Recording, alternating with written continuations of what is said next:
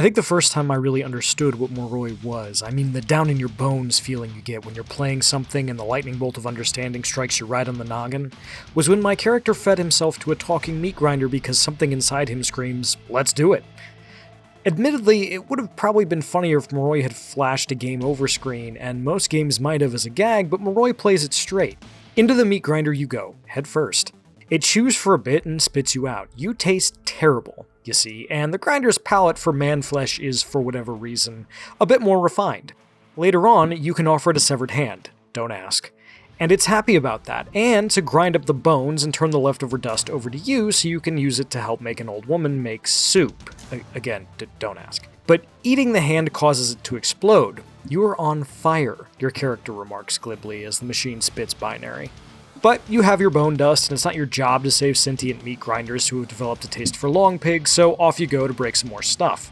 And I said out loud, it's a game like that. And I was intrigued.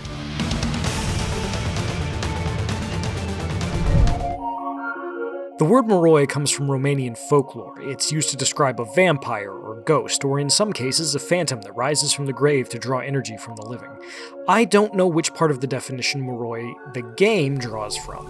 What I do know is this: your character, a bearded bear of a man, wakes up in a strange prison, in pain, with no memory of how he got there. Everyone else seems to know him, but he doesn't recognize any of them. But maybe, as a very tall man in a very strange hat tells him, that's for the best. Your first order of business is to get out, and that means solving simple puzzles, many of which boil down to acquire item, take it somewhere. Go talk to the cannibal eating himself as performance art, who asks that if eating himself isn't his magnum opus, lightning strike him dead. When lightning strikes him dead, take his severed hand and bring it to the sentient meat grinder, who gives you bone dust before catching fire. Then you take that to the tall man in the funny hat, who tells you to take it to the old lady making soup. She needs some salt, you have bone dust, same thing, right? Before reminding you that death will meet you soon enough. And weirdly offering up that his name is Edgar. So it's off to the old woman, who gratefully accepts your salt, and gets pulled headfirst into the cauldron by the soup, while exclaiming, "Let's see what's on the other side."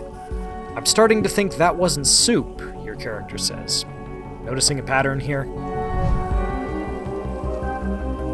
On and on it goes, whether it's a toenail from an overfed corpse still being pumped full of something, or taking the old woman's spoon and using it to wake up the rat with the important job of running in his wheel and powering the horrors and the doors.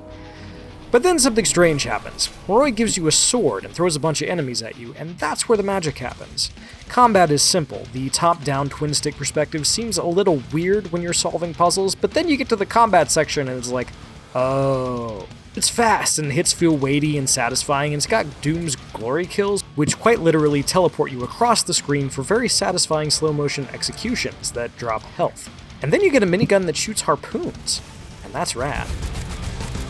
When Moroi is flipping between the two, quick, simple puzzles like using the number of corpses in a freezer to work out a door code, and combat sections against multiple enemies howling for blood like it's Black Friday and you've just snatched the last George Foreman grill, it's pretty grand. But there's also plenty of weird stuff beyond that too. At one point you save a duck with human teeth from being turned into a wide variety of duck-based cuisine, and he rewards you with his teeth, so you can reinforce your weapon, and then explains the way out through bloody gums. Sometimes messages pop up on screen offering cryptic hints at something more. Other times, story details are left to collectibles scattered around the environment.